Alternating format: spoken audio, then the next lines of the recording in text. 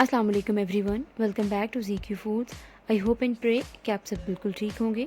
तो फ्रेंड्स, आज मैं आप लोगों के साथ स्पेनिश ऑमलेट की रेसिपी शेयर करने जा रही हूँ, जिसे आप ब्रेकफास्ट में या शाम की चाय के साथ सर्व कर सकते हैं। तो आइए रेसिपी स्टार्ट करते हैं। इसके लिए मैंने 3 मीडियम साइज्ड पोटैटोज़ लिए हैं। तो अगर आपके पास लार्ज हैं तो आप 2 भी यूज़ कर सकते हैं। इनको क्यूब्स में कट कर लेना है। ये देखिए, इसको इस तरह से कट कर लेना है। और 2 मैंने मीडियम साइज़ अनियन लिए हैं, जिनको ऑमलेट कट कर लेना है। बड़ा प्याज है तो आप एक भी यूज़ कर सकते हैं। ये देखिए, तो यहाँ पर प्याज भी कट हो चुका है और पोटैटोज़ जो हैं वो भी कट हो चुके हैं। और इसके बाद मैं कटिंग करूँगी बंद गोभी की। ये बिल्कुल ऑप्शनल है, अगर आपको नहीं पसंद या अवेलेबल नहीं है तो आप इसको स्किप भी कर सकते हैं। तो ये भी तकरीबन 1 कप ही मैं यूज़ करूँगी। इनको बिल्कुल बारीक जो है वो कट कर लेना है। तो वेजिटेबल सारी कट हो चुकी हैं, तो चलिए आइए इनको फ्राई करते हैं। बिस्मिल्लाहिर्रहमानिर्रहीम। मैं फ्राइंग पैन में डालूँगी तकरीबन हाफ़ कप ऑयल।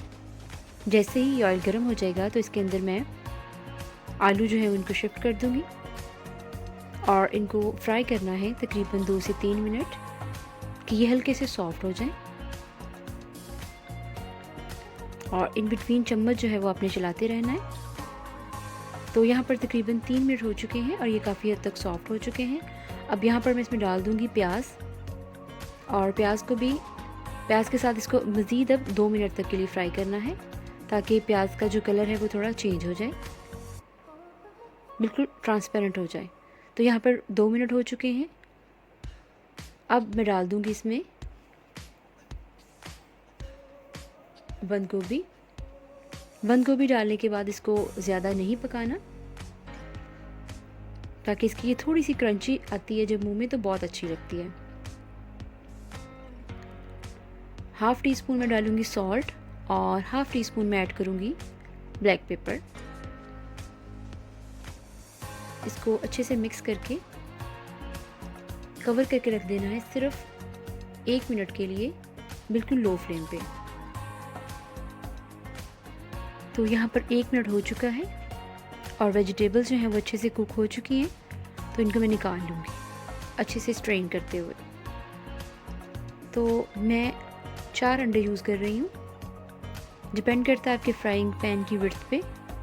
तो आप 5 या 6 भी यूज़ कर सकते हैं, और अगर आपके फ्राइंग पैन की विड्थ कम है तो 3 भी यूज़ कर सकते हैं। तो इनको अच्छी तरह से तकरीबन 1 मिनट तक के लिए बीट कर लेना है। तो यहाँ पर मैं इसमें ऐड करूँगी half tea spoon salt, half tea spoon black pepper, 1/4 teaspoon हल्दी, और 4 से 5 है मेरे पास ग्रीन चिलीज़। इनको बिल्कुल फाइन चॉप कर लिया है। और 1 चम्मच भरकर मैं इसमें डालूँगी हरा धनिया और 1 चम्मच भरकर पुदीना। और ये जो वेजिटेबल जो फ्राई की थी वो भी इसमें डाल देनी है। और मेक श्योर कीजिएगा कि ये बिल्कुल गर्म ना हो। इनको थोड़ी देर के लिए रूम टेम्परेचर पर आने दीजिए और उसके बाद इसको इसमें ऐड कीजिएगा। अच्छी तरह से मैं इसको मिक्स कर दूँगी। और ये वही फ्राइंग पैन है जिसके अंदर मैंने वेजिटेबल्स फ्राई की थी। इसमें मैं हाफ़ ऑमलेट जो है वो शिफ्ट कर दूँगी, और इसके बाद इसके ऊपर मैं डालूँगी मोज़रेला चीज़। ये भी बिल्कुल ऑप्शनल है, अगर आपके पास अवेलेबल है तो डाल दें, और अगर अवेलेबल नहीं है तो आप सारा ऑमलेट जो है वो इकट्ठा एक वक्त में ही डाल देना है। मैंने हाफ़ इसलिए बचाया था क्योंकि मुझे सेंटर में ये चीज़ को डालना था। अब जो रिमेनिंग ऑमलेट था उसको मैं इसके ऊपर पोर कर दूंगी, और इसको फ्राई करना है बिल्कुल लो फ्लेम पे तकरीबन 3 से 4 मिनट तक के लिए एक साइड से।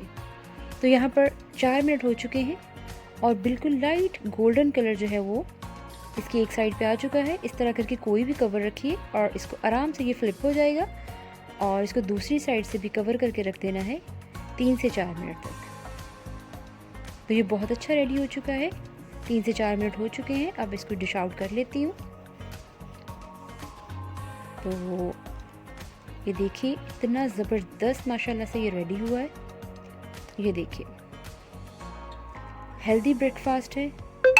आप इसको आज ही ज़रूर ट्राई केचप, मेयोनीज़ जो भी आपको पसंद है इसके साथ इसको सर्व कीजिए और बच्चों को बना कर दीजिए कि बिल्कुल लाइट है टेस्ट में। इसको आप सैंडविच भी इसका बना सकते हैं, बच्चों को लंच बॉक्स में बना कर दीजिए, उनको बहुत पसंद आएगा। तो उम्मीद करती हूँ कि आपको मेरी आज की रेसिपी अच्छी लगी होगी। प्लीज़ वीडियो को लाइक और शेयर ज़रूर कर दिया करें, और अगर आप मेरे चैनल पर न्यू हैं तो मेरी आपसे हम्बल रिक्वेस्ट है कि चैनल को सब्सक्राइब ज़रूर कर दीजिएगा। ओके, तो मुझे दीजिए इजाज़त। इंशाल्लाह जल्द ही एक नई ईजी और क्विक रेसिपी के साथ हाजिर होंगी। तब तक के लिए अपना और अपने प्यारों का ढेरों ख्याल रखिएगा और मुझे अपनी दुआ में याद रखिएगा। अल्लाह हाफ़िज़।